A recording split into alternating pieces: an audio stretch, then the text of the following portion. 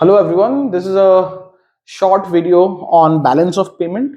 I'll be making small videos on this chapter and on the other chapters also, just to give a clarity on concepts. So what is balance of payment? Balance of payment basically एक statement of accounts है जो monetary transactions दिखाता है with the rest of the world, with other countries. Basically, in short अगर मैं बताऊं, BOP basically क्या दिखाता है? जितना भी फॉरेन करेंसी हमारे को मिलता है और जितना भी फॉरेन करेंसी हमारे देश से चला जाता है, उनको जब कंपेयर किया जाता है, बीओपी में एक बैलेंस आता है। ठीक है, तो बीओपी उन्हीं ट्रांजैक्शंस को दिखाता है जिन ट्रांजैक्शंस के वजह से इनफ्लो ऑफ फॉरेन करेंसी होता है या फिर जिन ट्रांजैक्शंस के वजह से आउटफ्लो ऑफ फॉरेन करेंसी होता है। तो जब तुम इन दोनों को कंपेयर करोगे, तुम्हें बीओपी के अंदर एक बैलेंस देखने को मिलता है। उस बैलेंस को क्या बोला जाता है? सरप्लस, नहीं तो डेफिसिट कहा जाता है।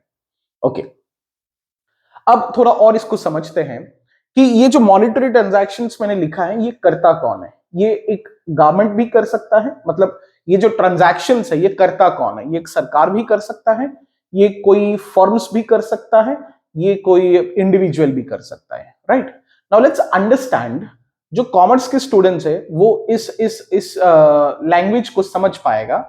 जैसे तुम लोग trading account, profit and loss account बनाते हो, क्यों बनाते हो? ग्रॉस प्रॉफिट, नेट प्रॉफिट निकालने के लिए।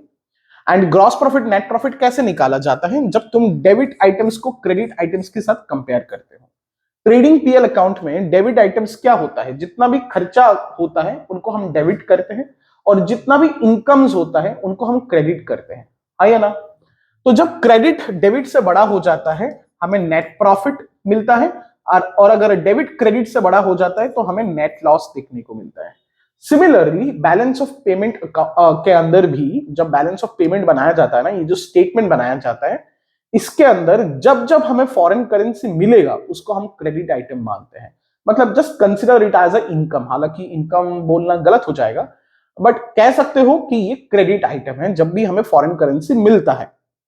और जब भी हमारे से फॉरेन करेंसी चला जाता है उसको हम डेबिट आइटम मानते हैं। तो जब क्रेडिट डेबिट से बड़ा हो जाएगा उसको हम क्या बोलेंगे? उसको हम बोलेंगे सरप्लस। और जब डेबिट क्रेडिट से बड़ा हो जाएगा उसको हम बोलेंगे कि बीओपी में डेफिसिट आ रहा है। सही है? ओके, आगे बढ़ते हैं कि बीओपी जो निकाला जाता है वो इन तीन बैलेंसेस को ऐड करके निकाला जाता है। ठीक है, तो जब तक ना तुम इन तीन बैलेंसेस का इन समेशन करो, तुम्हें बीओपी नहीं देखने को मिलेगा। राइट? ओके, तो सबसे पहले मैं करंट अकाउंट के बारे में बातचीत करता हूं। What is current account? Current account basically ये वो ट्रांजैक्शंस दिखाता है या फिर वो inflow and outflow foreign currency को दिखाता है जो कि एसेट्स एंड लायबिलिटी स्टेटस को चेंज नहीं करता किसी भी देश का। ठीक है, किसी भी देश का या फिर एक पर्टिकुलर इंस्टीट्यूशन का भी हो सकता है, किसी भी एंटिटी का। सही है? तो बेसिकली मैं क्या बोलने का कोशिश कर रहा हूं, जैसे कि मान लो अगर हम पैसा बोरो करते हैं तो हमारे देश का लायबिलिटी बढ़ गया। सही है?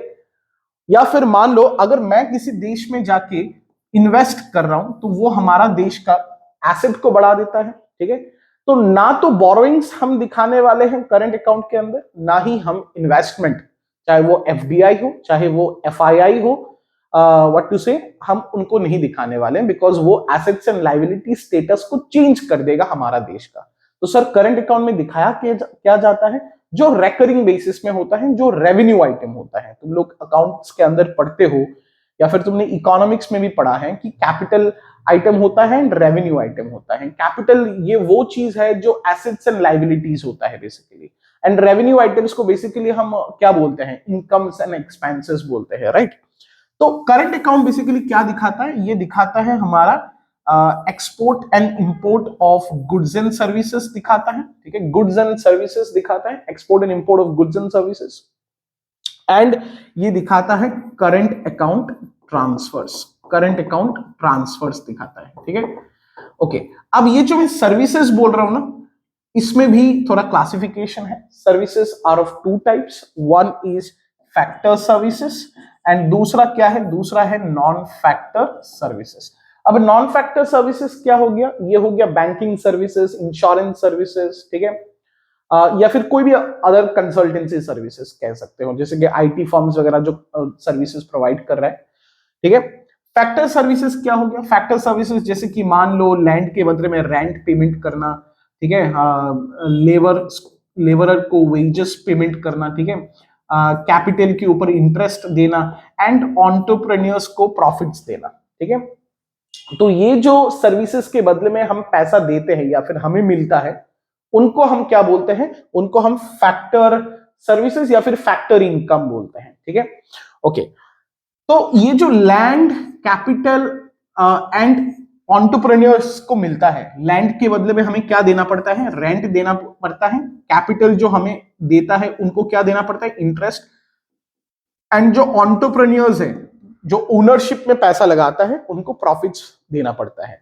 इन तीनों को जब हम कंबाइंड करते हैं ना, तो इसको क्या बोला जाता है? इसको बोला जाता है इन्वेस्टमेंट इनकम। इनको बोला जाता है इन्वेस्टमेंट इनकम, ठीक है। और जो लेबर को जो दिया जाता है ना, उसको क्या बोलते हैं? कंपनसेशन टू एम्प्लॉइज बोलते हैं, ठीक है। तो जब तुम कंपनसेशन टू एम्प्लॉइज, जब तुम कंपनसेशन टू एम्प्लॉइज को ऐड कर दोगे, क्या चीज के साथ? इन्वेस्टमेंट इनकम के साथ। इन्वेस्टमेंट इनकम के साथ तुम्हें क्या मिलेगा? तुम्हें मिलेगा फैक्टर इनकम, ठीक है, तुम्हें मिलेगा फैक्टर इनकम। तो factor income, non factor services या फिर factor services, non factor services जो है, that's the part of services. Okay, जब मैं बोलता हूं गुड्स, गुड्स क्या चीज को इंक्लूड करता है?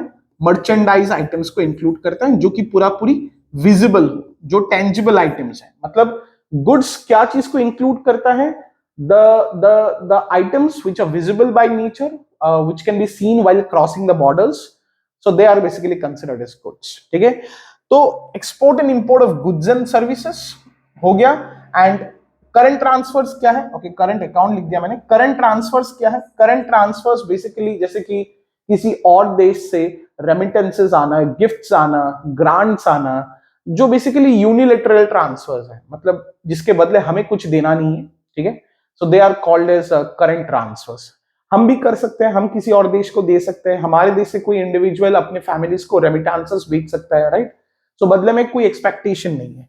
तो करंट अकाउंट बेसिकली क्या दिखाता है? करंट अकाउंट तीन चीज को दिखाता है। नंबर वन व्हाट टू से, export and import of goods and services. Second, actually मैंने तीन चीज बोला बिकॉज मैं इसको कैटेगराइज करके बोल सकता हूं, export and import of goods, export and import of services. And तीसरा क्या? तीसरा है इनविजिबल तीसरा है करंट ट्रांसफर्स, ठीक है। तो इन तीन चीजों को करंट अकाउंट दिखाता है। ओके, लास्ट चीज मैं डिस्कस करता हूं कि करंट अकाउंट बैलेंस निकाला कैसे जाता है, how to find out current account balance. सबसे पहले हम ट्रेड बैलेंस निकालते हैं, ठीक है। सबसे पहले क्या निकाला जाता है? ट्रेड बैलेंस निकाला जाता है। और ट्रेड बैलेंस कैसे निकाला जाता है? जब तुम एक्सपोर्ट को इंपोर्ट के साथ कंपेयर करोगे। क्या चीज का?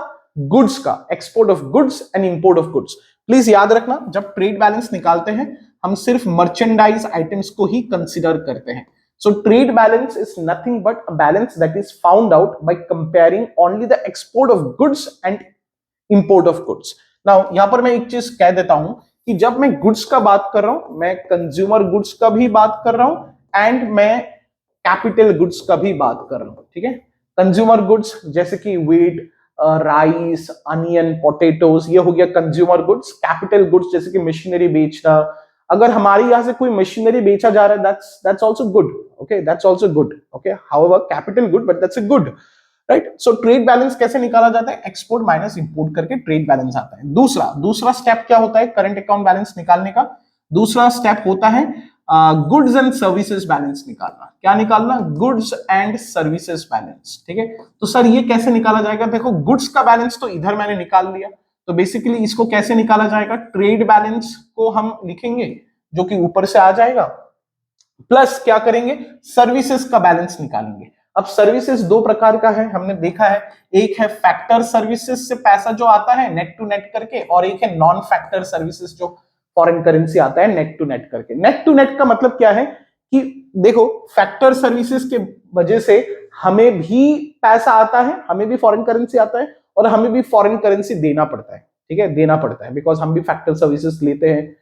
और same goes with non factor services. कोई अगर हमसे, हमारी कंट्री से नॉन फैक्टर सर्विसेज अवेल कर रहा हो तो हमें फॉरेन करेंसी आएगा, और अगर हम किसी और देश से नॉन फैक्टर सर्विसेज अवेल कर रहे हैं तो हमें देना पड़ेगा। तो इसलिए नेट टू नेट का भाषा मैं यूज कर रहा हूं, राइट।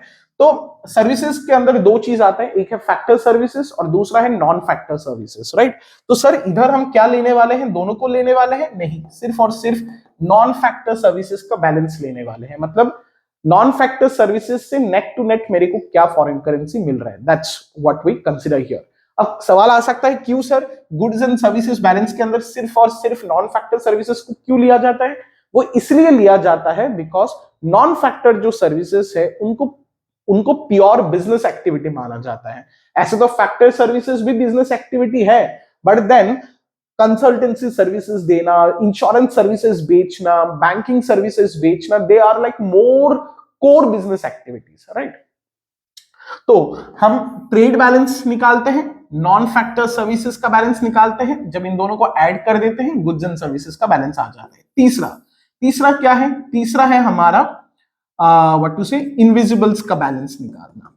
तीसरा स्टेप है इनविजिबल्स का बैलेंस निकालना। और ये कैसे निकाला जाता है?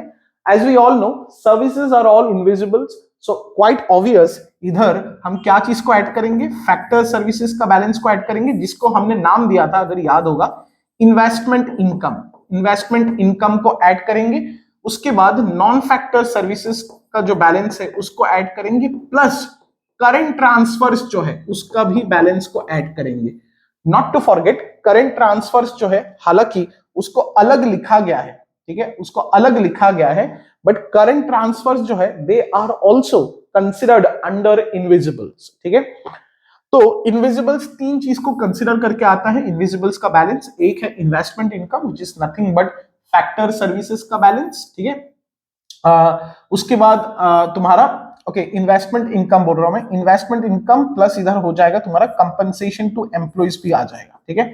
तो मैं इधर ना एक काम करता हूं, इधर डायरेक्टली लिख देता हूं फैक्टर सर्विसेज का बैलेंस, फैक्टर सर्विसेज का balance plus non factor services का बैलेंस प्लस करंट ट्रांसफर्स जब करोगे तुम्हें क्या मिल जाएगा? तुम्हें मिल जाएगा इनविजिबल्स का बैलेंस। बट देखो हमारा ऑब्जेक्टिव पूरा नहीं हो रहा, हमारा ऑब्जेक्टिव क्या है? करंट अकाउंट का बैलेंस निकालना, ठीक है। तो करंट अकाउंट का बैलेंस फाइनली क्या आएगा? करंट अकाउंट का बैलेंस आएगा जब तुम सभी को ऐड कर दोगे, या जब हर एक चीज व्हाट टू से को हम कंसीडर करके बैलेंस निकालेंगे। तो कैसे आएगा? तो सबसे पहले हम लिखेंगे ट्रेड बैलेंस। ट्रेड बैलेंस ये क्या निकाल रहा हूं मैं? ये निकाल रहा हूं करंट अकाउंट का जब बैलेंस निकाला जाएगा। कैसे निकाला जाएगा? Trade balance. ट्रेड बैलेंस क्या है? जो कि export and import of goods को कंसीडर करके आता है, प्लस हम इनविजिबल्स का बैलेंस ले लेंगे। इनविजिबल्स का बैलेंस क्यों सर? बिकॉज इनविजिबल्स का बैलेंस में सारा जो इनविजिबल्स है वो आ जाता है। तो मोटा मोटी अगर तुम देखो करंट अकाउंट के अंदर क्या क्या चीज आता है? गुड्स एंड इनविजिबल्स आता है, ठीक है। तो गुड्स का बैलेंस मैंने ले लिया एंड इनविजिबल्स का बैलेंस मैंने ले लिया, तो करंट अकाउंट का बैलेंस आ जाएगा। तो अगर पॉजिटिव बैलेंस आता है that's a case of surplus, और अगर नेगेटिव आता है तो डेफिसिट कहा जाएगा। In the next video I will cover the capital account and the official reserve account balance.